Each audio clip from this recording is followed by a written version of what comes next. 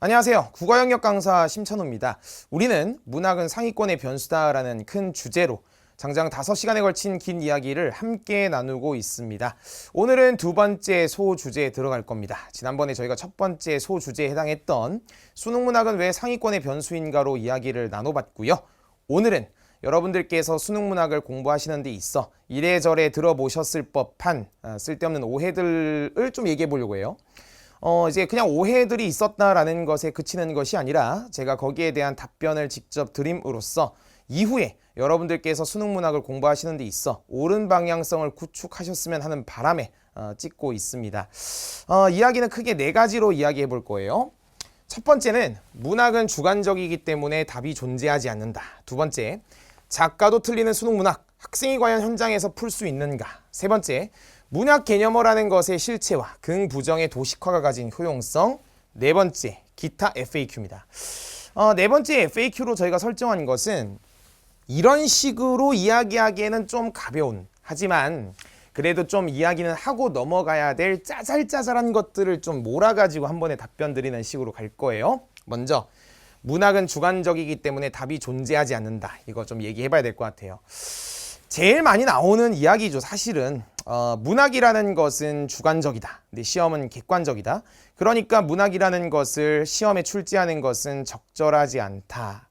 뭐 이런 이야기들 많이 들어보셨죠. 여기에서 파생된 이야기들 다음 소주제에서 이야기하겠지만 그러니까 평가원이 복이라는 기준을 제시한다느니 우리는 문학을 감상할 수 없으니까 선택지를 보고 판단만 하면 된다느니 막 여러 가지 것들이 있어요. 저는 개인적으로 이런 생각입니다. 조금 이따 이제 영상들도 보여드리겠지만 문학 자체를 이제 오지선다 객관식 시험에 출제하는 것이 온전히 100% 맞다라고 저는 생각하진 않아요. 가장 좋은 것은 소설을 한 권 읽고 같이 토론을 하고 그 과정에서 나름의 여러 가지 지표들을 통해서 평가하는 것이 제일 베스트죠. 근데 현실적으로 수험생이 40만 명이 넘는 곧 있으면 또 아래로 추락하겠지만 40만 명이 넘는 상황에서 그걸 온전히 다 측정하기는 어렵습니다. 이것은 일전에 언어 영역 시절에 말하기, 듣기, 쓰기의 경우 말하기, 듣기, 쓰기를 통해서 무엇인가를 측정하기에는 수험생이 너무 많으니까 그것에 대해 평가를 해보자 라고 해서 이제 쓰기 영역이 있었고 지금은 이제 화법과 작문으로 여러 가지 토론 토의 상황이나 발표, 담화문에 대해서 평가를 하고 또 초고에 대해서 고쳐 쓰는 식으로 나오고 있잖아요. 선택 과목에 대해서는. 그러니까 문학 역시도 어느 정도는 한계가 있다. 그런 얘기는 제가 드릴 수 있는데 문제는 이 말 자체가 자꾸 이제 수능 문학의 효용성, 수능 문학을 학습하는 데 있어 좀 장애가 되기 때문에 제가 지적을 하는 것입니다. 제일 많이 나오는 게 이거예요.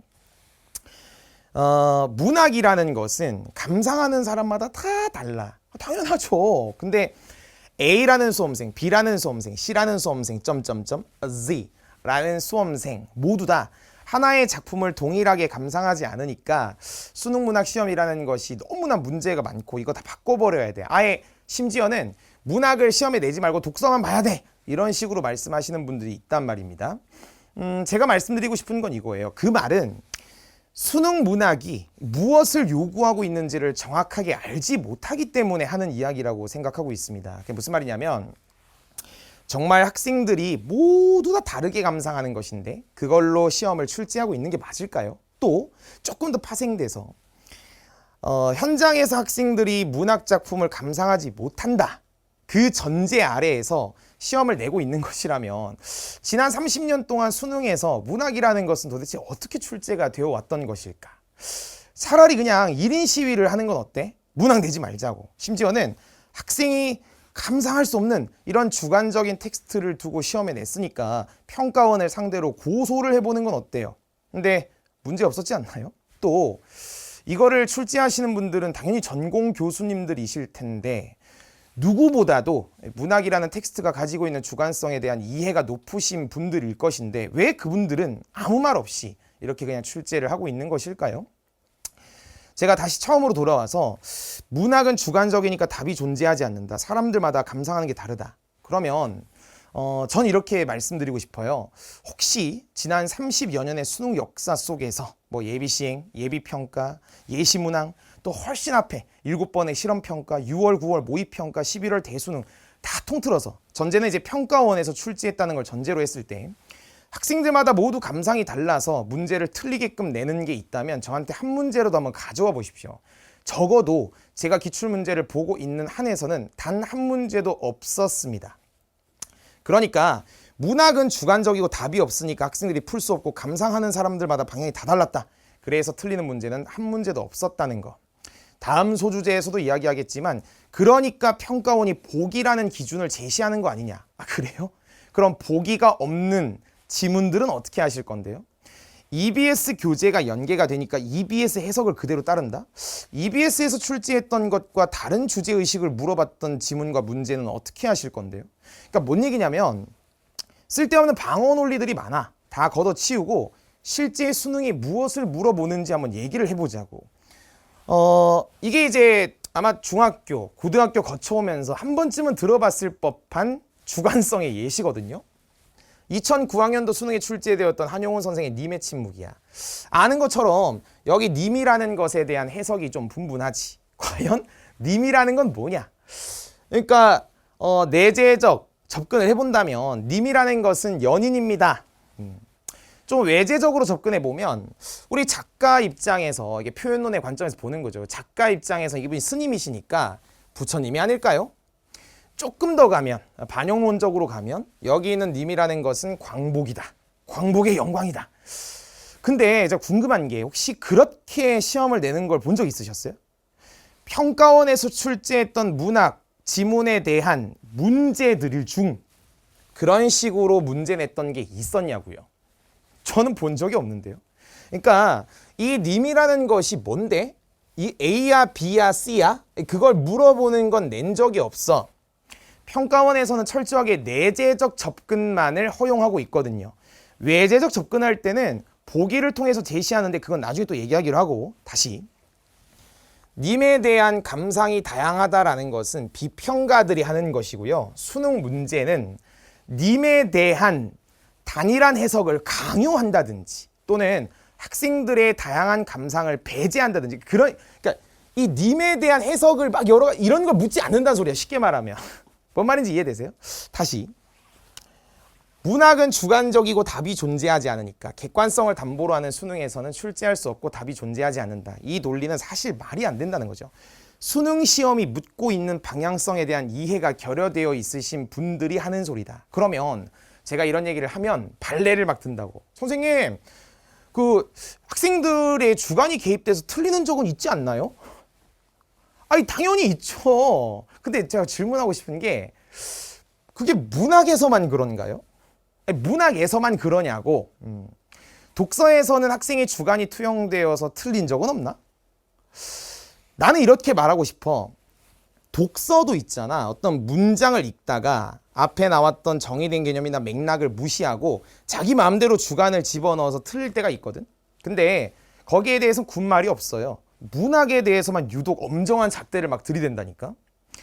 내가 말하고 싶은 것은 문학은 주관적이야. 시험에 내면 안 돼. 이거는 객관식으로 낼 수 없어. 이렇게 막 뭉개지 마시고 이 문제에 대해서는 주관이 왜 개입되었는지를 파악해 보고 그것을 고치는 식으로 학습을 해야 되는데 그냥 뭉개고 문학은 주관적이니까 감상은 다양해 라고 해버리시는 건 아니라는 거죠.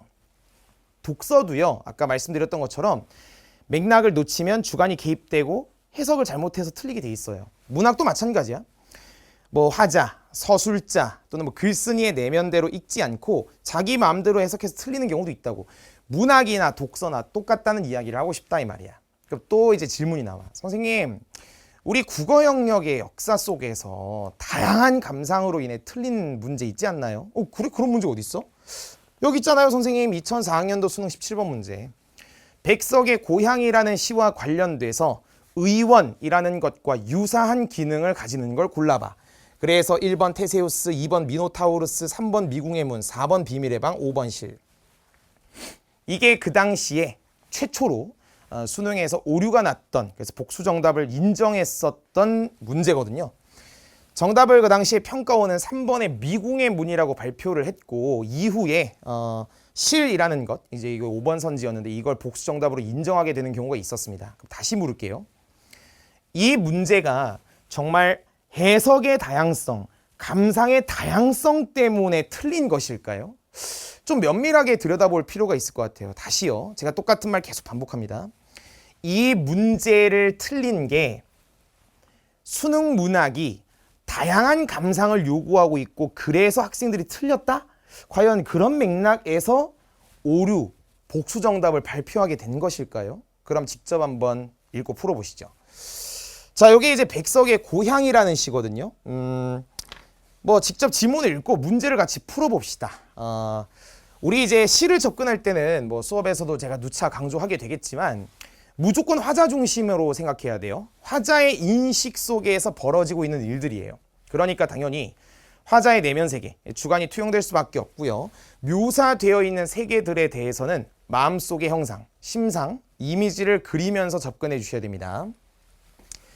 나는 북관에 혼자 알아 누웠습니다. 어느 아침에 의원을 만나게 됐어요. 그러니까 내가 이제 화자가 아픈데 의원이 찾아온 겁니다.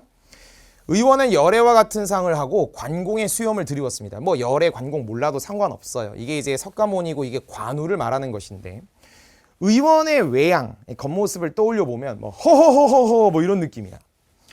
먼 옛적 어느 나라 신선 같은데 심상 그려 새끼 손톱 길게 돋은 손을 내어서 탁 맥을 짚습니다. 의원이 저한테 물어요. 화자한테. 고향이 어디니? 화자가 말합니다. 평안도 정주입니다. 오호, 거기 아무개 씨 고향 아니니? 아무개 씨를 어떻게 아시죠? 화자가. 막역지간이라네. 그 당시 수험생들이 막역지간을 몰라가지고 또 문제가 생겼었거든요. 둘도 없는 친구. 그거 빨리 말해봐. 의원께서 그 아무개 씨라는 분과 굉장히 친한 사이인가 봐. 화자 뭐라 그래? 그 아무개 씨는 제 아버지입니다. 그러니까 쉽게 말하면 화자의 아버지와 의원은 친구인 거야. 뭔지 알지? 의원은 또다시 웃어요. 그리고 말없이 팔을 잡아서 맥을 보는데 손길은 따스하고 부드럽습니다. 자, 여기 이제 15학년도 수능에 그 오장환의 고향 앞에서에서도 출제가 됐었는데요. 왜 따뜻하죠? 왜 따뜻해? 설마 지금 의원이 오랜 시간 동안 뭐 few hours later 막 뜨거워졌어. 열이 전도됐어. 아니면 이거야? 그게 아니고 여기 지금 의원이 그전에는 그냥 남이야 남. 누구세요? 근데 아버지의 친구라는 것을 알게 됐지. 그럼 내적 친밀감이라는 것이 올라가는 거 동의하나? 친밀감이 올라가니까 따뜻하게 느껴진 거라고. 괜찮지 여기까지? 마지막에 고향도 아버지도 아버지의 친구도 다 있었다. 확정됐어.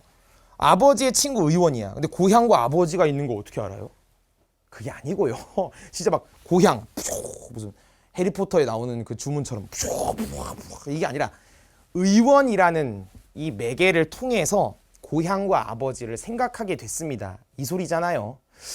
읽는데 전혀 문제가 없고요. 화자께서는 의원이라는 매개를 통해서 고향에 대해서 떠올리게 됐어요.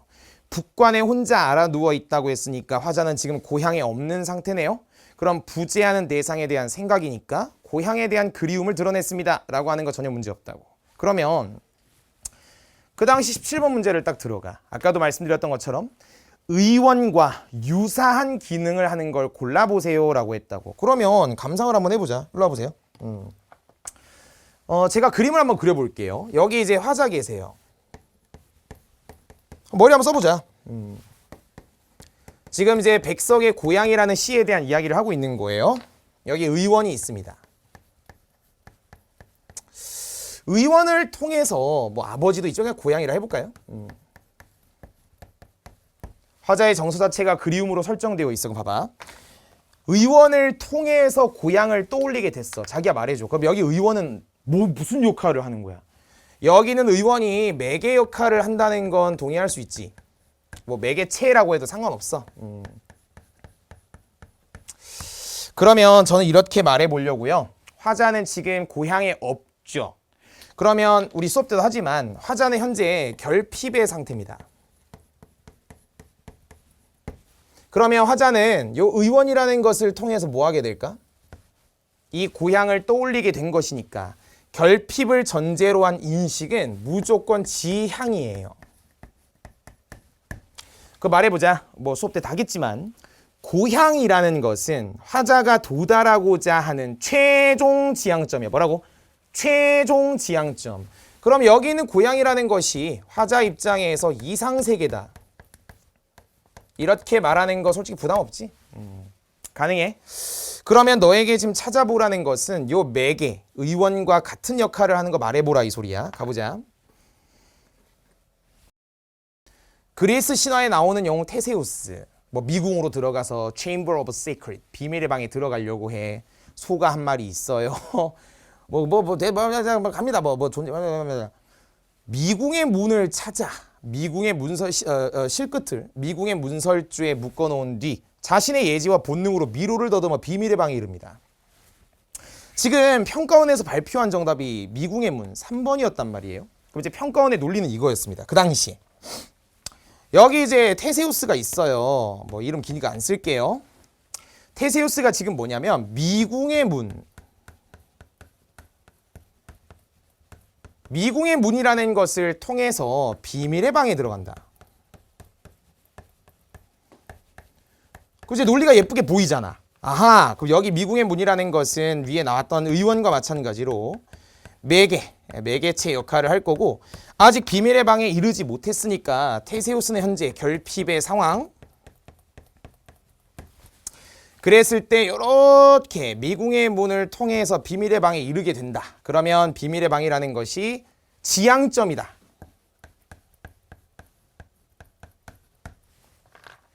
논리가 비슷하지, 그지? 아하, 그러면 여기서 말하는 의원과 미궁의 문이 같으니까 3번이 정답이야 라고 이제 평가원이 발표를 했어요. 근데 이제 문제가 발생하죠. 여기 미궁의 문을 찍은 학생들이 그 당시 굉장히 적었습니다. 이제 나중에 평가원이 이의 제기를 받고 공개한 정답률은 놀랍게도 14%였어요. 뭐 지금으로 치면 이제 킬러 문항인 겁니다. 이거 애들 작살났단 말이에요. 근데 학생들이 이런 식의 논리가 낯설거나 어렵진 않았습니다. 왜냐하면 이 당시에 시험을 봤던 수험생들이 또 기출문제를 푸실 거 아니에요. 당시 이제 94학년도 2차 수능에 보면 뭐 작가와 제목이 공개되진 않았습니다만 채만식의 영로라는 소설이었어요.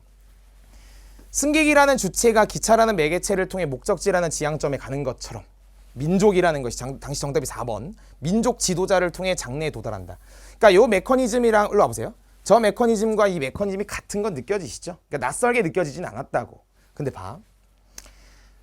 문제는 여기 이제 요 5번 선지, 실이라는 것에 대한 이야기. 제가 좀 비화를 풀어드리면 뭐 다 공개된 거니까 그냥 실명 얘기하겠습니다. 당시 이제 서울대 불문과의 최고랭 교수님께서 당시에는 이제 수능 시험 문제가 신문에 이렇게 보도가 될 때거든요. 딱 이제 커피 마시면서 보시다가 본인께서 밝히시기에는 백석을 좋아하시기도 하고, 그래서 이제 본인이 풀고 집에 와서 저녁 식사를 하는데 최 교수님 따님이 그때 이제 시험을 보셨나 봐요. 물어본 거지. 우리 딸은 정답을 몇 번으로 했나? 5번을 하신 거예요, 따님이. 그러니까 틀린 거죠. 최초 정답에 따르면. 교수님께서 이제 나도 5번이 답이라고 생각하는데. 그러니까 아무리 고민을 해봐도 3번이 아니라 답이 5번이다.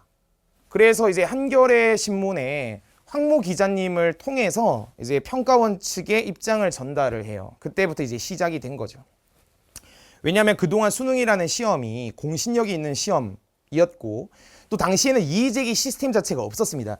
요 사건 이후에 7차 교육과정, 2005 수능 7차 교육과정 넘어가면서 이의제기가 새로 생기고 12월 달에 이제 예비 시행을 보게 됐단 말입니다. 예비 평가를. 그러니까 이때는 뭐 무슨 이의제기를 받아들이고 자시고 그런 문제가 없었다고요.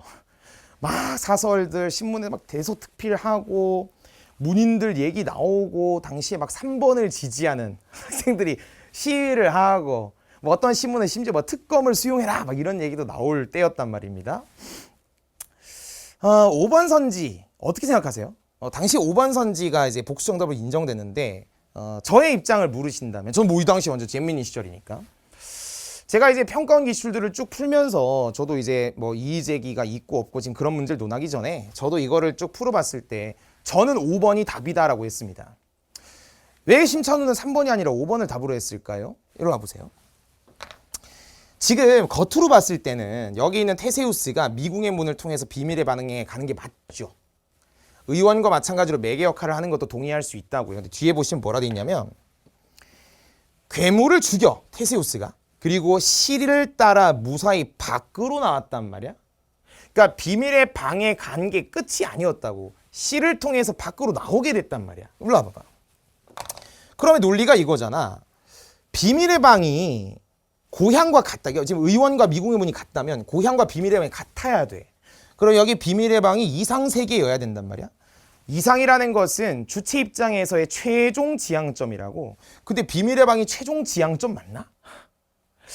시를 따라 밖으로 나왔잖아. 비밀의 방이 최종 지향점은 아니잖아. 그러니까 뭐냐면 시를 따라서 밖으로 나오게 됐다고. 그럼 친구 말해줘봐.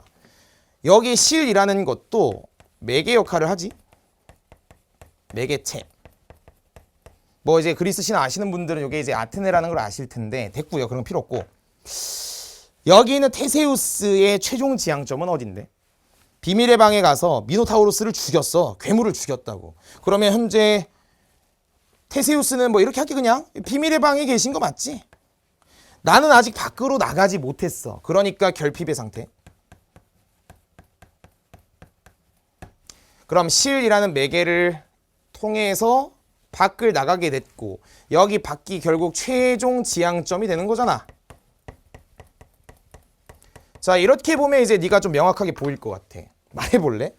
미궁의 문이 3번이야 선지가. 여기 있는 실이 5번 선지야.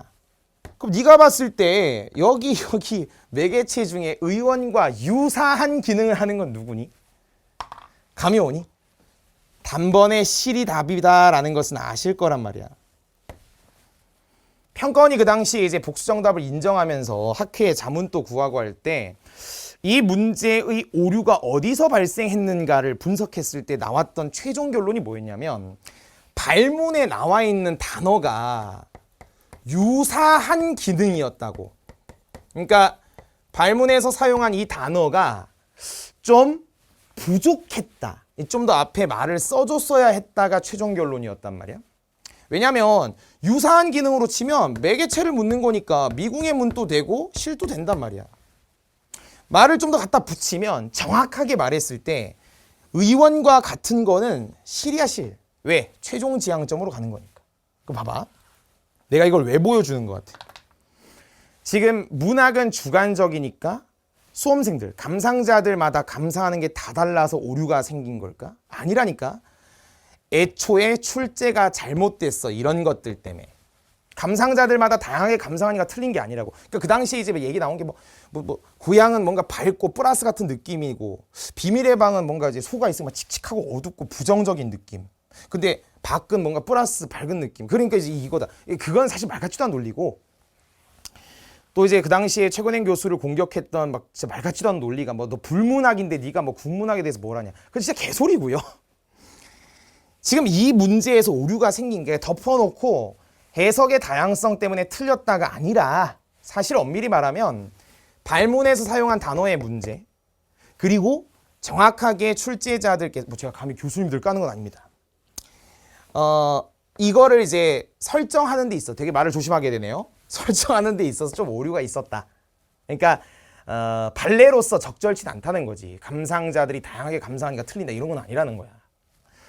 그 이후에 어떻게 됐을까?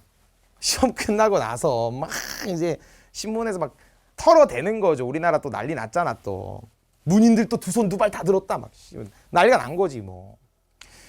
평가원에서도 이제 한참 지난 뒤에 이제 과거를 반추 돌아보는 과정에서 여기에 대한 기록을 남겨놓은 게 있어요. 한국교육과정평가원에서는 이제 10년마다 그러니까 대학 수학 능력 시험 10년, 20년 이렇게 가면서 10년사, 20년사 자료를 발간해. 이렇게 두꺼워. 나중에 읽어보면 되게 재밌어. 막 수능 고사장 막 이런 거 다 그림 그려놓고 막 했거든. 20년사를 이렇게 페이지를 넘겨보면 5장 2절에 수능 복수 정답 사례가 있어요. 뭐 지금 이제 빔으로 보시면 잘 안 보이셔서 제가 확대를 좀 해드리면 2004학년도 수능 언어 영역 17번 문항 이렇게 나와 있죠.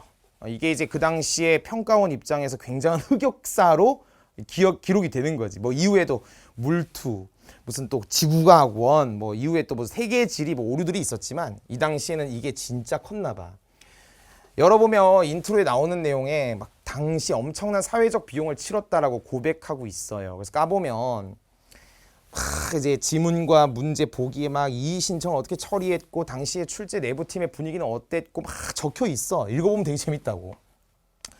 우리 막 옛날에 막 그 타블로시 공격하는 막 그런 막 뭐 타지뇨 이런 새끼들처럼 막 프로블럼 17이라는 카페를 개설해가지고 막 공격을 하고 뭔지 알지? 이 당시가 이제 그 노무현 정부 때니까 막 이제 인터넷이라는 게 막 활성화될 때니까 막 초창기 애들 막 그냥 욕한다고 정신 없었지. 그때 이제 최고랭 교수님을 공격하는 사람들도 많았어요. 저는 전혀 동의가 안 됩니다만 뭐 무슨 뭐 딸의 대입을 위해서 뭐 아버지가 권위로 평가원을 찍어 눌렀다 막 감히 공신력 있는 시험에 반기를 들었다 막 해가지고 최고랭 교수님이 그 당시 한겨레 신문에다가 이제 기고를 했습니다. 5번들의 잃어버린 명예.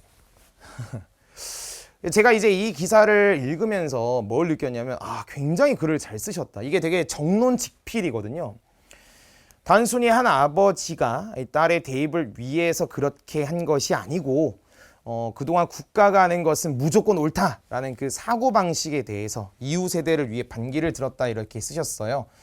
지금 최건행 교수님 나이가 이제 50년생이니까 이제 70 다 되셨네요. 그 당시에 되게 좀 센세이션했던 기억이 납니다.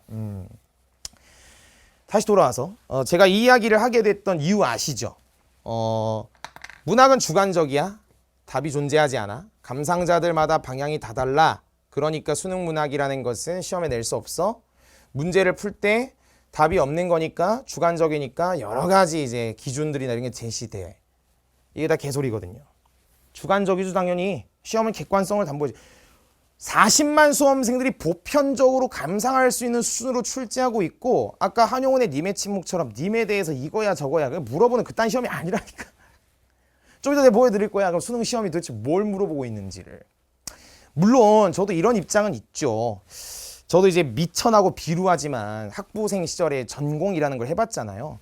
문학 작품을 당연히 감상자들마다 다양하게 감상하죠. 그걸 부정하는 게 아니라 내 말 이해하지. 그걸 부정하는 게 아니라 수능 시험이 그런 가능성을 온전히 배제하고 시험에 낸다니까. 조금 원론적인 얘기긴 한데 문학이라는 것이 사람마다 다르게 감상하긴 하잖아. 감상자마다 다 감상하긴 하는데 정말 오지선단의 하나의 정답을 찾아가는 게 옳은가? 저는 여기에 대해서 좀 안타까운 마음을 가지고 있죠. 아까도 제가 말씀드렸듯 제일 좋은 건 에세이를 쓰고 토론을 하고 발표를 하고 이런 건데 현실적으로 그게 어려우니까. 제가 좋아하는 작가분이 계십니다. 김영하 선생님이라고. 김영하 선생님께서 본인의 작품을 교과서에 실는 것에 대해서 입장을 한번 밝히신 적이 있습니다. 제가 알쓸신잡에 나왔던 영상 일부를 보여드리겠습니다. 한번 보시죠.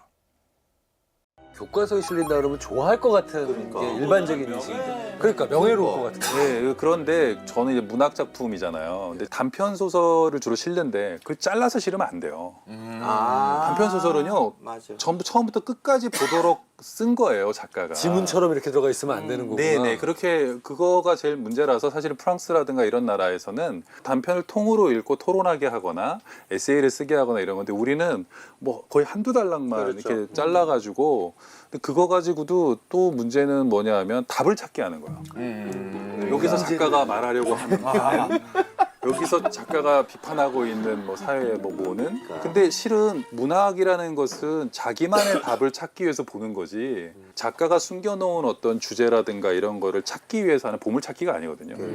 그리고 작가는 그런 거 숨겨놓지 않습니다. 찾아봐라 이러면서 주제를 숨겨놓고 독자들과 그런 게임을 벌이지 않아요. 우리는 독자들이 그냥 다양한 감정을 느끼도록 그리고 그 감정을 느끼는 과정을 통해서 자기 감정을 발견하고 아니면 타인을 잘 이해하도록 이렇게 하는 거예요. 그래서 다양한 감수성을 개발하는 데 문학 작품이 쓰여져야 되는데 긋고 뭐 답 맞추고 이런 식으로 가서는 안 된다. 그런 취지로 그때 막 싸우다가 뺐는데 저도 뭐 통째로 실린다거나 아니면 그건 이제 따로 이렇게 부록으로 나간다던가 이렇게 하는 건 좋고 또 학생들에게 보통 이제 에세이를 쓰게 하는 거죠. 저는 이상적인 교육은 이 소설을 읽고 논리적으로 말이 되기만 하면 돼요. 그렇지. 자기 감상을. 그런 식으로 문학 교육이 이루어진다면 이거 얼마든지 환영이죠. 어떤 의미에서 문학 작품은 우리 모두가 다 다르다는 것을 알기 위해서 존재하는 건지도 몰라요. 내가 예를 들면 그런 경험 있지 않아요? 내가 어떤 소설책을 너무 감동적으로 읽어서 친구한테 권해요. 너도 읽어봐. 같은 감정을 공유하고 싶으니까. 근데 친구가 읽고서는 전혀 엉뚱한 소리를 해요. 재미가 없다던가 내 취향 아니라던가 아니면 내가 좋아했던 부분이 아닌 다른 부분을 좋아한다거나 그러면 내가 알던 애와 좀 다르다는 느낌이 들잖아요. 근데 다른 게 정상이에요. 다른 게 정상이고 똑같은 작품을 읽어도 감상이 1000개가 나와야 되고 1000명이 읽으면 그런 다양성의 세계를 받아들이기 위해 문학이 존재하는 건데 한국의 국어교육은 다른 교육도 그렇지만 정답은 정해져 있고 너네들은 그 정답을 빨리 찾아내야 똑똑한 학생이라고 하는 거죠. 근데 그럴 수는 없어요. 영상 잘 보고 오셨습니까? 어떠세요? 저는 매우 동의하고 있는 입장이거든요. 근데 하나 좀 짚을 게 영상 속에 이제 이런 장면이 나와요. 그 김영하 선생님께서 이제 문학시험 단골 문제 뭐 이렇게 해서 뭐 여기서 작가가 말하고자 하는 바는 작가가 비판하고자 하는 사회 현상은 이렇게 나와 있잖아. 그러니까 이제 이게 뭐 내신이나 이런 건 잘 모르겠고요. 수능 시험이라는 것이 그러니까 이런 문제를 내진 않아요. 그건 알고 계시죠, 여러분들 시험 많이 보셔가지고. 근데 제가 이거는 좀 얘기하고 싶어. 이게 지금 문학 작품 속에서 작가가 말하고자 하는 바가 실제 작가는 이렇게 생각하는데 문제에서 요구하는 건 하나다.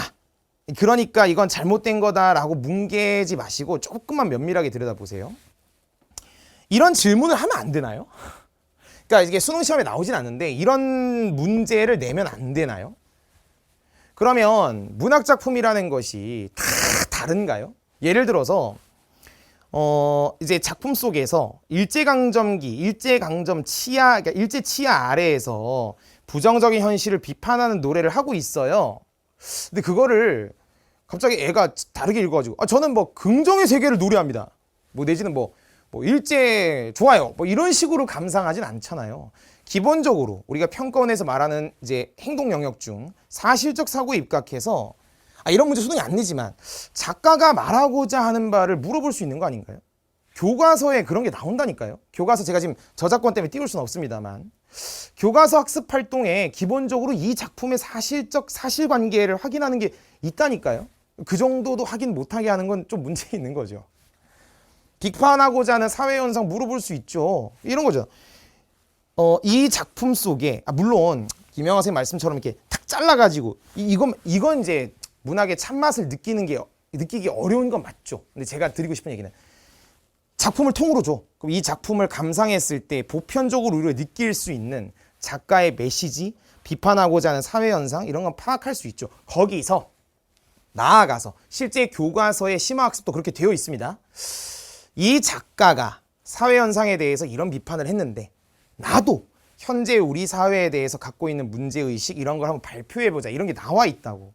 그러면 저는 사실 이거는 교과서의 잘못이다. 내지는 시험 자체가 엄청난 한계를 가지고 있다 이전에 교수자가 가르치는 사람이 그게 뭐 교사분이 됐든 강사분이 됐든 교수자가 문학에 대한 인사이트가 없이 그냥 야 이게 주제니까 시험 외워라. 제가 학교 다닐 때 배웠던 거죠. 야 이거 뭐 주제 제재 특징 뭐 이걸 정리하는 식으로 가르치고 문학 안녕. 그리고 중간 기말 보고 6월 9월 시험 보고 수능 이렇게 가는 게 잘못된 게 그 본질은 이게 잘못된 건데. 그러니까 이런 걸 그냥 물어보는 것 자체가 잘못됐다? 이거 아니라는 거죠. 근데 대부분 이제 학교 다니신 분들, 이제 뭐 사회생활 하시면서 문학과 완전 괴리된 삶을 사시는 분들은 그런 거에 대한 트라우마 좀 있으신 것 같아. 과거에는 뭐 영화 감독 내지는 뭐 문인들 이런 분들이 되게 이제 교사 생활을 많이 하셨잖아요. 그때는 좀 괜찮았던 것 같아. 또 감성 자체가 상당히 그 아날로그 감성이 있었기 때문에. 근데 디지털 세상으로 넘어오면서 세기가 바뀌면서 이게 세대가 거듭되면서 온전히 문학의 참맛을 저도 완전 발톱에 때만 또 못한 인간입니다, 여러분. 근데 그렇게 해온 그렇게 학습 세대가 거듭되면서 말이 막 꼬이네요. 학습을 해오신 분들이 자꾸 문학에 대한 잘못된 인식을 교육시키고 그 잘못된 인식이 관성으로 굳어진 분들 입장에서는 자꾸 이런 걸 비판하게 되는 거죠. 그러니까 덮어놓고 문학은 시험 내면 안 돼. 없애고 독서만 해야 돼. 에이, 그건 아니죠. 이후에 제가 질문할 거예요. 그럼에도 불구하고 왜 문학을 포기하지 않는지. 수능이, 교과가. 여튼 영상 잘 보셨죠? 제가 두 번째 영상을 준비했습니다. 제가 개인적으로 좋아하는 아버지의 해방일지라는 작품을 쓰신 정지아 선생님께서 직접 24학년도 수능에 출제되었던 박태원 선생의 골모관을 풀고 남기신 메시지가 있습니다. 그 영상도 같이 보고 오시죠. 사실은 국어는 모은 글을 읽고 이 글을 내 삶 속으로 어떻게 스며들게 할 건가? 그래서 내 인생을 돌이켜보고 인간과 세상에 대해서 고민하게 하는 것이 국어 수업의 목적이어야 된다고 생각하는데 이거는 그냥 정보 처리를 위한 시험 같았어요. 박태원의 소설이 지문이 잠깐 나왔는데 앞에 중략하고 또 뒤에 조금 이렇게만 해서 박태원 문학의 핵심이 뭔지도 알 수 없고요. 다 찢어 발기고 나누어서 미세하게 틀린 것만 찾게 하는 시험. 저게 가장 어려웠던 또 작년 수능에서. 네. 영상 잘 보고 오셨습니까? 이 영상을 아마 유튜브로 보시는 분들은 영상 저작권 문제 때문에 조금 재생이 안 될 수도 있어요. 그래서 사진이나 이런 걸로 대체할 수도 있는데 만약에 이제 영상으로 직접 보실 분들은 오르비 클래스에 들어오셔서 생각하며 감상하기 강좌를 눌러보시면 거기 프롤로그에 무료로 공개를 해놨으니까 그쪽으로 확인해 주시면 좋을 것 같고요. 얘기 드리기 전에 제가 좀 잠깐 소개해드리면 우리 정지아 선생님의 아버지 해방일지 창비사입니다. 저희 조교들도 물어보니까 많이 읽었더라고요. 저도 개인적으로 작년인가 제가 이제 수업 때 소개를 해드리기도 했고 저도 굉장히 감명 깊게 읽은 소설이라 여러분들도 시간 되시면 꼭 한번 읽어보셨으면 좋겠습니다. 아버지 해방일지. 저 진짜 이제 김영하 선생님도 마찬가지고 정지아 선생님도 마찬가지고 제가 그 입장을 이해 못하는 건 아니고요. 저도 굉장히 공감하고 있습니다. 그러니까 제일 좋은 것은 인간과 세계에 대한 이해를 하기 위해서 같이 소설을 읽고 토론하고 발표하고 그러니까 이런 과정, 뭐 에세이도 써보는 그런 식의 과정들이 있으면 참 좋은데 아무래도 수능 시험 자체가 아무래도 평가와 서열을 위해서 존재하다 보니 한계가 있을 수밖에 없다. 다만 제가 이제 그 훌륭하신 문인분들의 말씀에 온전히 반박을 해보겠다는 아니고 그래도 이 바닥에 10년 이상 있었던 강사 입장에서 또 수능이라는 시험을 조금 더 잘 알고 있는 입장에서 나름의 그 취지에 비춰서 변명을 좀 드려보면 이렇습니다. 여기가 이제 아마 여러분들이 학습하시는데 메인 이야기가 될 것 같아요. 혹시 아시나요? 잘 모르시죠? 저희 이제 편집자께서 음악을 들려주실 겁니다. 아시나요? 아시죠? 저작권 때문에 또 안 될까요? 여튼 이제 음악 꺼주시고요. 이적 아저씨의 거짓말. 우 그대만을.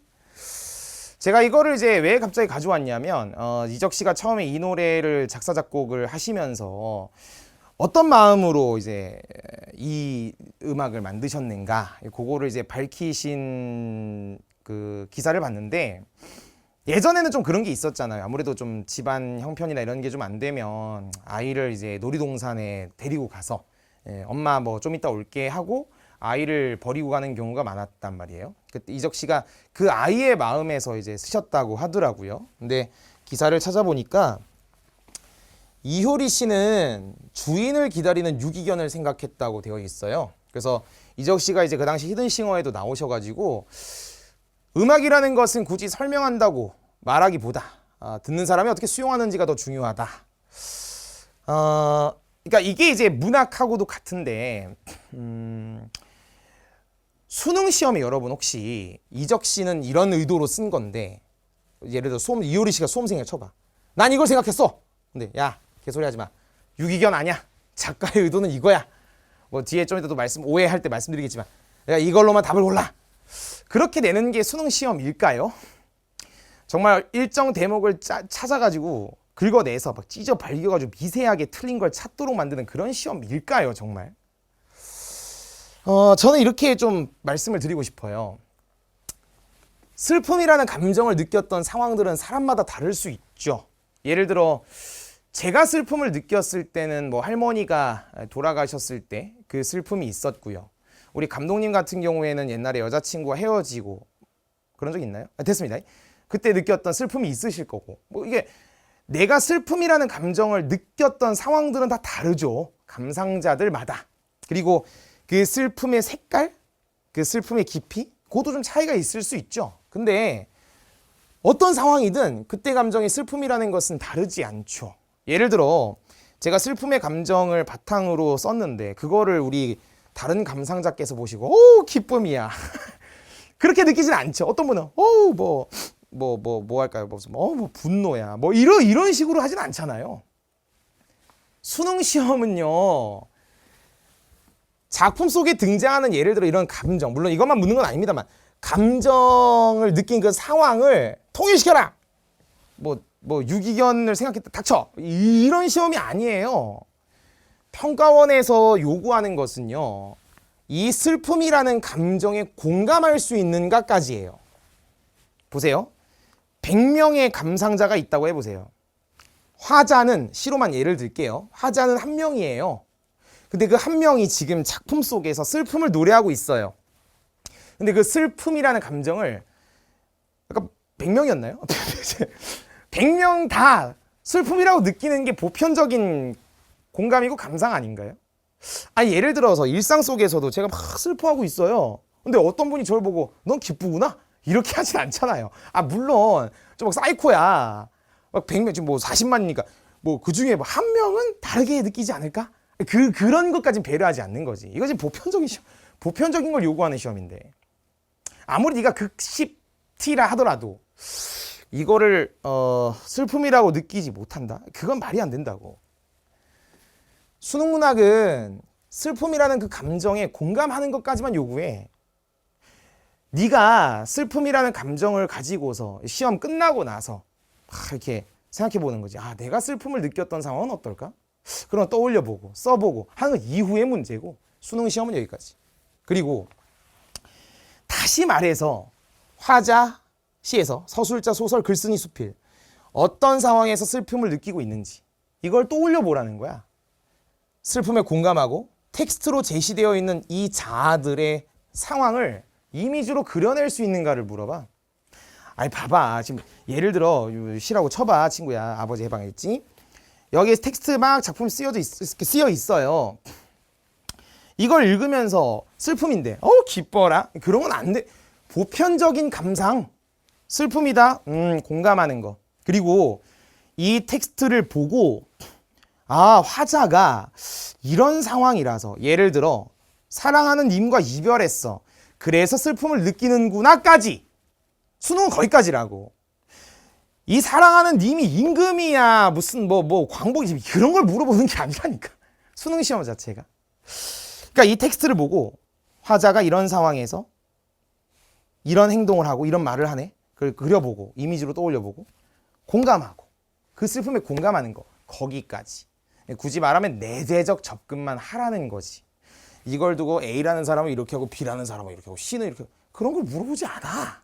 그리고 자꾸 내가 이제 이런 얘기 좀 되게 싫어하는데 야 수능 시험장 가서 감상할 수 없어. 공감을 어떻게 해? 야 이 공감이 진짜 있다가 물론 그게 진짜 공감이지 막 시험장에서 8시 한 50분 뭐 9시 한 15분 시험지가 다 젖어가지고 수능 망하고 아니 무슨 말씀 하시는 거예요 지금. 그거 아니잖아요. 그리고 시험장 가서 감상할 수 없어 공감할 수 없어 그런 건 대학 가서 해라. 제가 학부생 때 미천하고 비루하지만 전공을 했잖아요. 대학 갔을 때 어떻게 하는지 아세요? 다 해왔지 이래. 지금 이렇게 아름다운 PPT를 막 띄워가면서 자 한번 공감 이렇게 안 해요. 되게 국문학에서는 비평 중심이기 때문에 여기에 대해서 이런 의견과 저런 의견 막 이런 걸 하는 거지. 그 대학에서는 그냥 다 해왔지 학교에서는 대학 가서 해라. 대학에서는 학교에서 해왔지. 아니 서로 밀어내면 그 중간자 입장에 수험생은 어떻게 하겠다는 거야. 아 그리고 문학이라는 것을 왜 출제하는지를 알면 그런 얘기 안 할 텐데. 무슨 말인지 알아? 아 내가 지금 뭐 알 수 없는 그런 사람 없는데 뭐 허수아비와의 경지 그런 게 아니고요. 되게 학생들이 제가 이제 공감해보자 감상해보자라고 하면 그런 의견들을 많이 주신다니까요. 개소리하지 마시고요. 공감 거기까지가 이제 평가원이 요구하는 바다. 이해되셨죠? 제가 이제 여기에 말을 조금 덧붙이면 수능 시험이 그리고 우리의 교과가 그럼에도 문학을 포기할 수 있는 이유가 뭐냐? 이렇게 많은 욕을 먹어가면서까지도 문학을 포기하지 못하는 이유가 뭘까요? 특히 이제 2022 개정교육과정 이제 곧 있잖아요. 뭐 이미 이제 고1들은 시작이 됐고 2년 뒤에 수능 시험으로 나오는데 여러분 그때 화법 이제 선택 과목과 공통 과목이 다 합쳐지니까 화법과 언어, 독서와 작문 그리고 문학은 단독 교과입니다, 여러분.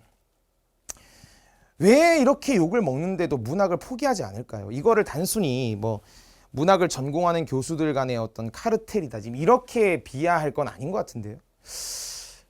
저는 대학 다니면서 이제 문학을 학습하면서 진짜 완전히 느꼈거든요. 아, 문학을 진짜 해야 되는구나, 우리가. 제가 대학 다닐 때 들었던 분이 이제 김윤식 교수님이신데 지금 돌아가셨어요. 문학에 대한 경멸과 백수에 대한 조소가 그 어느 때보다도 깊어져 가고 있어 보이는 지금 인간 정신의 가장 치열한 작업장인 문학을 지킨다는 것은 우리에겐 더할 수 없이 귀중한 자기각성의 몸부림이다. 문학이 없는 시대는 정신이 죽은 시대다. 문학은 한 민족이 그곳을 통해 그들의 아픔을 재확인하는 언제나 터져 있는 상처와도 같은 것이다. 제가 생각하며 감상하기 교재에도 이걸 실어놨고 첫 수업에 첫 PPT로 이걸 띄우기도 하고 그러면서 뭐라고 하냐면 올해 수능이 끝날 때 온전하진 않겠지만 여기 적혀있는 말을 이해하게 된다면 너는 굉장히 풍성한 앞으로의 인생을 살게 될 것이다. 이렇게 제가 말씀을 드리거든요.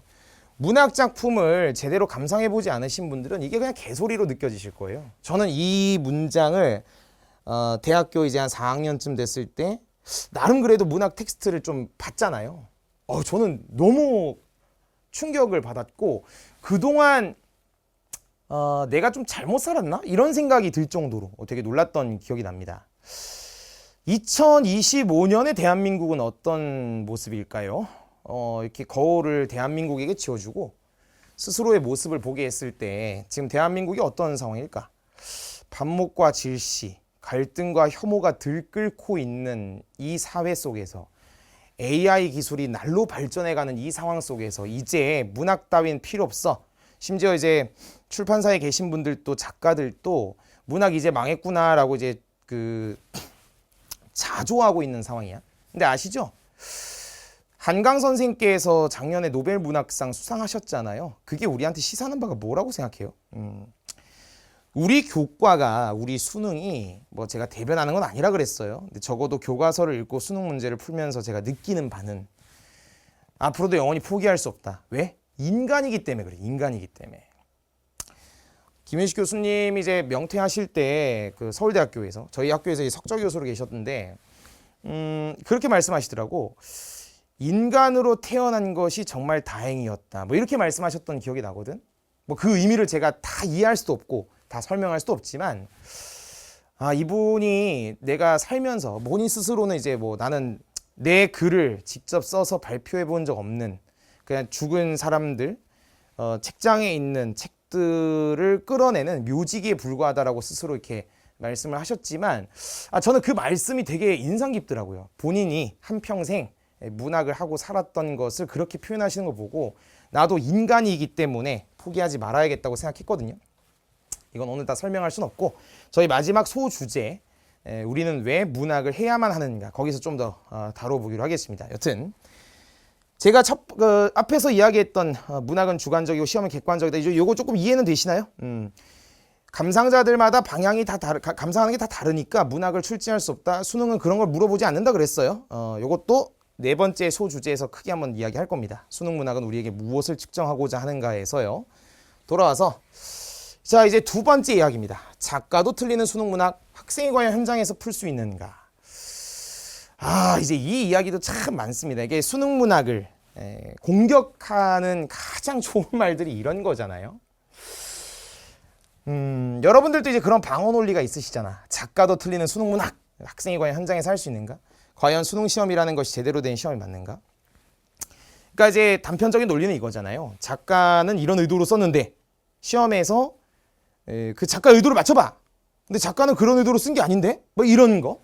마치 이제 예전에 윤리와 사상이었나요? 생윤이었나? 그 피터 싱어 교수 관련해서 한번 이슈 있었던 것처럼 나는 그런 생각이 아닌데?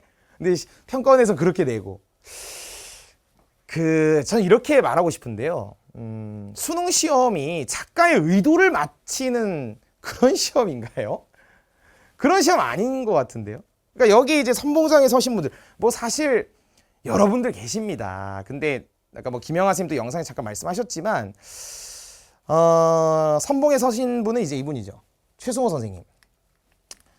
내 시가 출제됐는데 나도 모두 틀렸다. 저도 예전에 그 소설가 황석영 씨를 한 3번 정도 뵀었는데 황석영 선생님도 그런 얘기 하시더라고요. 내 소설을 내가 틀렸다. 이제 기자가 물어. 자신이 쓴 시가 나온 문제를 틀린다는 게 이해가 안 된다. 언제부턴가 내 시가 교과서나 이 숭실대 교수예요. 각종 수능 모의고사에서 나오고 있다더라. 다 틀린다. 지금 안 푼다. 시를 몸에 비유해보자. 이미지는 살이고 리듬은 피고 의미는 뼈다. 근데 수능 시험은 학생들에게 살과 피는 빼고 숨겨진 뼈만 보라는 거다. 의미만 보라는 거다. 씨발. 비유하니까 기자님 못 알아들으시죠? 무슨 말인지? 근데 최승호 선생님 좀 잘못 생각하신 것 같아요. 지금 여기 이제 이미지가 살이고 리듬이 피라고 돼 있잖아요. 이거 다 빼고 뼈만 보라고 했다? 죄송한데 선생님. 수능 시험은 뼈만 보라고 한 적 없는데요. 그럼 선생님께서 직접 풀고 틀리신 시가 뭐예요 도대체? 작품이 뭐예요? 예전에 EBS에도 한번 나오셔가지고 이런 얘기 좀 깊게 하신 적이 있거든요. 2004년 서울시교육청 주간 모의고사, 이제 학력평가죠. 거기 나왔던 문제를 푸셨는데, 그 당시 이제 최승호 선생님의 아마존 수족관이 시험에 나왔거든요. 여기 이제 2번이 교육청 정답이고 4번이 선생님께서 고르신 답. 여기도 다 마찬가지인데, 이거 한번 풀어보세요. 일단 첫 번째, 수능 시험은 평가원이 냅니다. 제가 뭐 교육청 학력평가를 출제하시는 교사분들을 무시하는 게 아니고 다르잖아요, 시험이. 두 번째는 이게 최승호 선생님의 작품만 단독으로 묻는 그런 문제들이 아니에요. 이게 그냥 단편적으로 놓고 그냥 나도 틀렸다 이래버리면 당연히 이제 잘 깊게 안 보시는 분들, 이거 풀어보지 않으시는 분들은 씨발 막 수능 욕하시지만 그런 게 아니거든요. 여러 작품들과의 공통점 차이점을 물어보는 문제. 보기를 통해서 지문에 해당 구절을 다시 이해해보는 방식. 그러니까 단순히 작가의 의도를 물어보는 시험도 아니었을 뿐더러 다른 것들까지도 고려를 해야 되는 것들이었다 이 말입니다. 무슨 말인지 이해되시죠? 그러니까 정지하 선생님께서 이제 막 틀리셨잖아요, 문제를. 저는 다 맞았습니다. 근데 이제 그 문제를 틀리신 것도 정지하 선생님이 정말 최고의 소설가인데 이것도 못 푸냐. 그런 문제가 아니고요. 수능 시험이 요구하는 바를 제대로 이해하지 못하셔서 이런 문제가 발생한 거라고요. 지금 제 말 이해하시죠? 또 나중에 또 막 저기 막 오르비 막 이런 데다가 막 심찬우가 뭐 대한민국 최고의 문인들을 욕했다, 디스했다 이렇게 하지 마시고. 뭔 말인지 알지? 이런 질문 혹시 들어본 적 있으세요? 타일러한테 옛날에 그렇게 했던 것 같은데. 비정상회담인가? 막 수능 영어 던져놓고 막 풀어봐. 외국인 막 틀려. 어우, 타일러 같은 훌륭한 외국인 또 수능 영어로 틀리네. 수능 영어 쓰레기야. 그럼 여러분 한국인 아니세요? 그럼 여러분들은 국어 영역 다 맞으시나요? 그거 아니잖아요. 그리고 만약에 이제 대한민국 최고의 교수님들, 글 진짜 잘 읽고 진짜 장장하신 분들, 그분들 다 국어 시험 만점 나오나요? 수능뿐 아니라 리트, PSAT, 임용고시 다 100점 나오나요? 영어 가르치시는 분들, 영어 뭐 외국인들 다 토플, 토익 다 만점이고 다 잘하나요? 그거 아니잖아요. 이런 차원의 문제로 자꾸 귀결시켜버리면 그냥 영어도 없애고 문학도 없애시죠? 근데 교수님이 풀었어. 독서에서 틀려. 없애! 다 없애. 야, 수학 없애! 아유, 우리 막 허준희 교수님께서 수능 30번 막 못 풀었어. 막 복잡해. 난 수학자지만 이런 문제는 아닌 것 같아. 그 수학도 없애! 어때? 대한민국 최고의 지리학자가 한국지리 풀었는데 틀려. 아이, 없애, 다 없애, 젠장할. 그런 논리랑 뭐가 달라, 지금.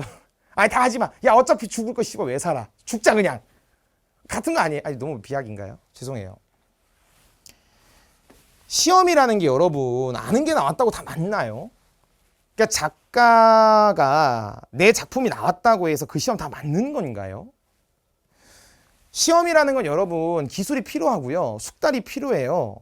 근데 뭐 전혀 수능과 관계없는 막 일평생 관계없이 살아오신 분 뚝 앉혀놓고 자, 풀어봐. 그러면 무조건 다 제 시간에 맞는 건가요?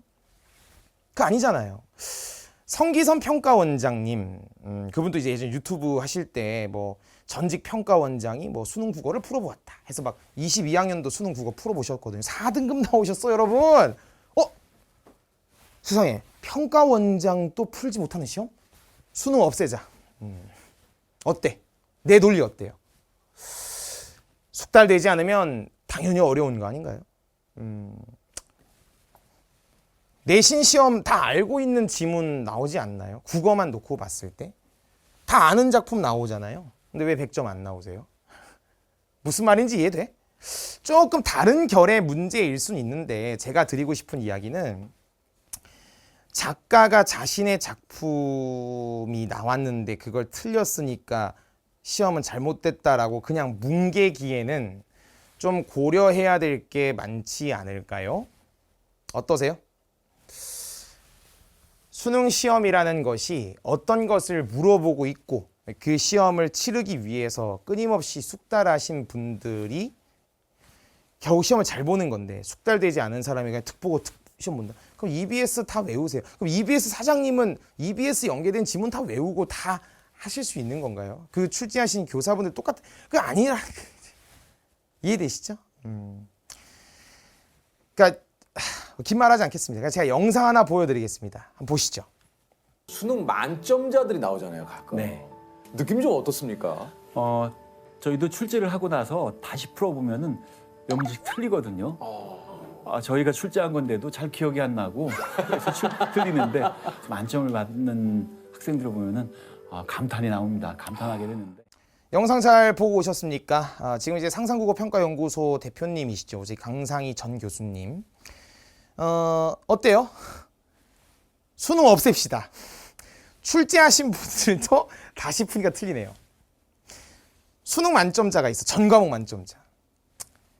수능과 전혀 관계없는 삶을 살았어. 1년 뒤에 똑같이 자기가 봤던 시험 또 풀면 다 만점 나와야 되나요?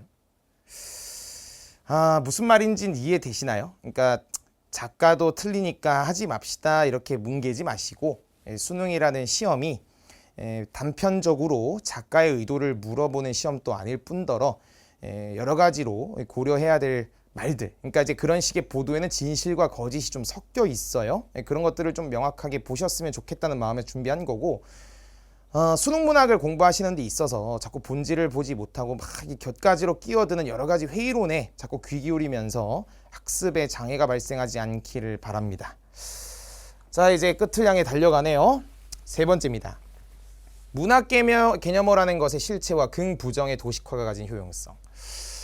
제가 이제 첫 번째 소주제를 다룰 때 문학 개념어 이야기 했었던 거 기억나시죠? 그러니까 지금처럼 문학이 단독 교과로 있기 전에 읽기의 영역으로서 문학과 문학이 아닌 비문학이 존재하던 당시에는 표현 방식을 주로 물어봤었어요. 뭐 지금 또 물어봅니다만 그때 진짜 좀 심했죠. 뭐 단편적인 예로 배경을 좀 살펴보면 이제 94학년도 1차야. 20번 문제. 이 봐봐 이 젠장을. 아주 저 내신에서나 볼 법한. 내신에서도 요새 이런 문제 안 내는데 그지? 그러니까 뭐 우리가 이제 경험해 왔던 언어 영역 시절은 일상의 언어가 아닌 텍스트. 그게 이제 물어보는 일상의 언어가 아닌 텍스트를 읽어보자. 제대로 읽었니? 그걸 물어보는 게 주였기 때문에 이런 문제들을 보면서 아유 섬세하고 부드러운 어조가 뭘까? 막 이런 것들을 정리해야 되고 그거를 이제 말 만들기 좋아하는 사람들이 문학 개념어 이런 말을 만들어낸 거죠. 여러분 개념이 있어요. 부정하진 않아요. 근데 이따위 것들을 두고서 문학 개념어라고 이야기해버리면 너무 짜치지. 비루하고 별 볼 일 없는 저도 대학에서 학부생으로서 문학을 전공했지만 저도 문학 개념어란 말 들어본 적 없거든요. 그러니까 말 만들기 좋아하는 사람들이 이런 거 가지고 자꾸 이제 하는 소리란 말이야. 심지어 이것도 이제 여성적 어조인데 지금 교과에는 남성적 여성적 어조도 없습니다, 여러분.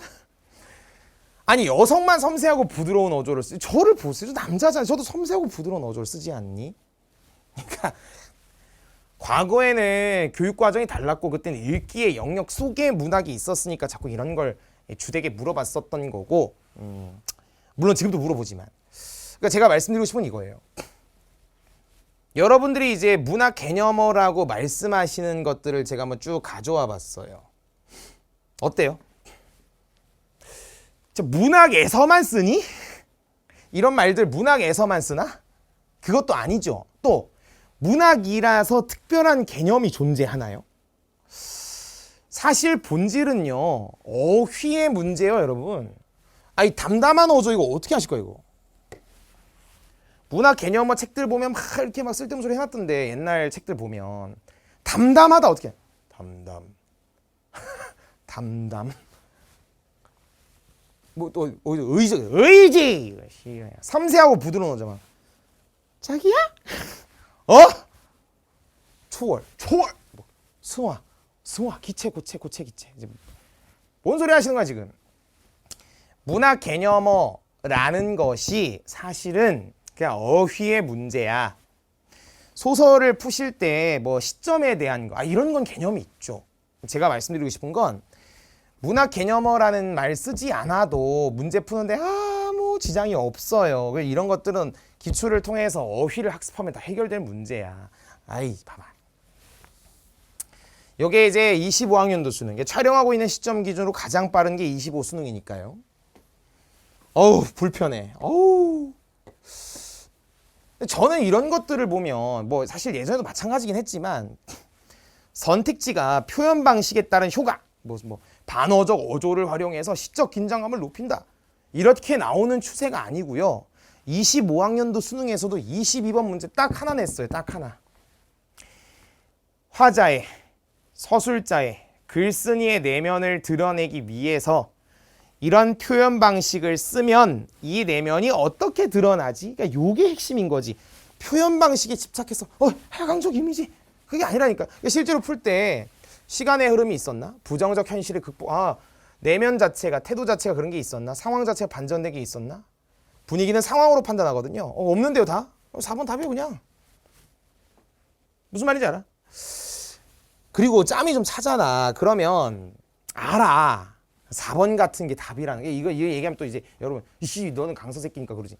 알겠어요. 여튼 이렇게 얘기하지 맙시다. 하강적 이미지, 뭐 비유, 동일한 구절의 반복과 변주, 막 역동적 분위기, 어휘로 해결된다. 어휘로. 이미지라는 것, 그러니까 이런 것들 개념이 될 수 있어. 뭐 무슨 아까 시점 얘기한 것처럼. 근데 이거를 문학 개념으로 전부 다 퉁쳐가지고 이걸 모르면 안 돼. 너 혹시 알고 있니? 단어, 역설, 뭐 이런 것들조차도 요새 표면적으로 선지 안 내고 있다는 거 알고 있니? 내면을 물어보고 그 공감하는 게 핵심이거든. 됐고요. 야 심찬호 봐봐, 문학 개념은 있잖아. 이렇게 얘기하면 저는 이제 할 말 없습니다. 어휘를 학습하는 게 우선이다. 그럼 여러분들이 예를 들어 그동안 문학 개념어라고 생각했던 게 한 100이라고 쳐보세요. 그 중에서 어휘를 알았을 때 해결되는 게 적어도 95% 이상은 될 겁니다. 그럼 나머지 이제 5%.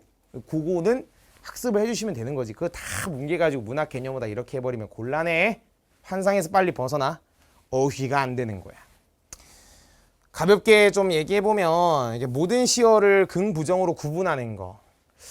이것도 이제 언어 영역 시절에, 그러니까 문학이 읽기의 영역 속에 있을 때 플러스, 마이너스 이렇게 구분하는 게 이제 유행을 했었죠. 그걸로 모든 답이 나오지도 않았지만 그렇게 하는 게 되게 편했던 거야. 그러니까 문학 작품을 구체적으로 감상할 생각을 하지 않고 문제만 풀어야겠다고 하니까 자꾸 이런 식의 이분법적 도식을 들이대는데 긍부정 자체가 없다가 아니야. 내 말은 긍부정으로 구분하는 게 문학의 전부라고 생각하지 말라고. 제가 학교 다닐 때 막 뭐 눈 나와 눈. 마을에 눈이 내렸어. 뭐 마이너스 실현 고통 일제강점기 전두환 군부 독재 최순실. 조만간 또 추가될 것 같긴 한데.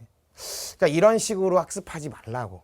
긍부정으로 나누는 것이 아니라 그려지고 있는, 그러니까 제시되어 있는 텍스트를 통해서 심상을 그리고 내면 세계에 공감하고 이걸 해보라는 소리다. 이해하셨죠? 자, 이제 마지막입니다. FAQ. 러닝타임 좀 길죠? 가볼까요? 제가 이제 수업 때 얘기하거든요. 인간과 세계에 대한 이해를 바탕으로 한 공감 능력 측정이다. 1년이라는 기간 동안 어떻게 인간과 세계를 이해할 수 있나요? 아니 12년 동안 문학하지 않으셨어요? 근데 1년 만에 아니 그동안 살면서 아무것도 경험 안 했어. 근데 1년 만에 다 경험해라. 그거 아니잖아요. 그리고 제가 써놨죠.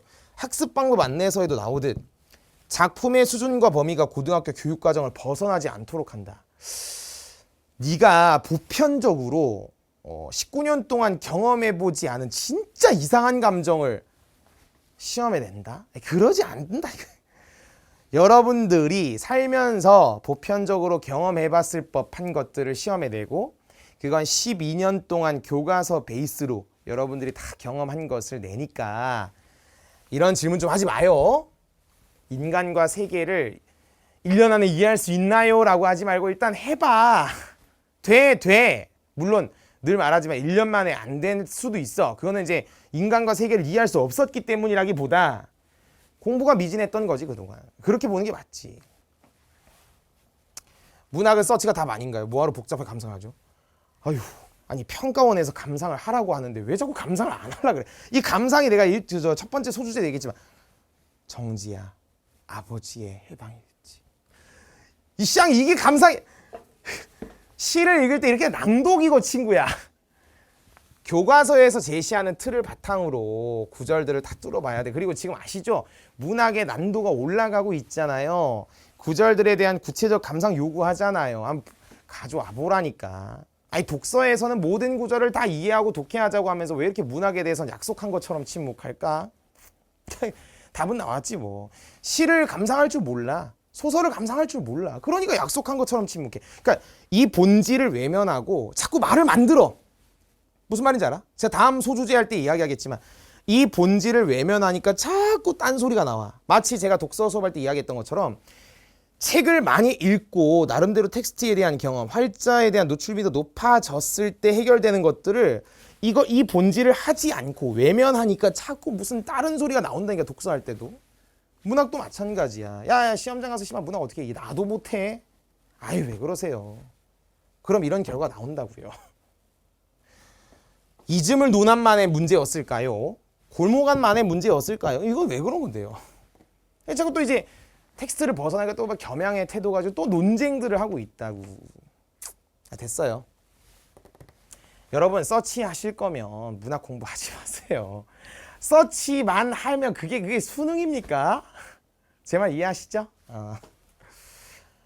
재활을 어느 세월에 다 하죠. 문학은 끝이 없어. 여러분 문학은 원래 끝이 없습니다. 제가 수업 때 얘기합니다. N수가 잘할 수밖에 없다고. 경험을 많이 한 사람이 잘해. 주변에 상위권 학생들 중에 진짜 찐으로 그냥 수험적 머리가 샤프해서 문제 푸는 친구들 말고 찐으로 학습 제대로 하신 분한테 물어봐. 문학은 끝이 없어. 제가 사촌이 많잖아요.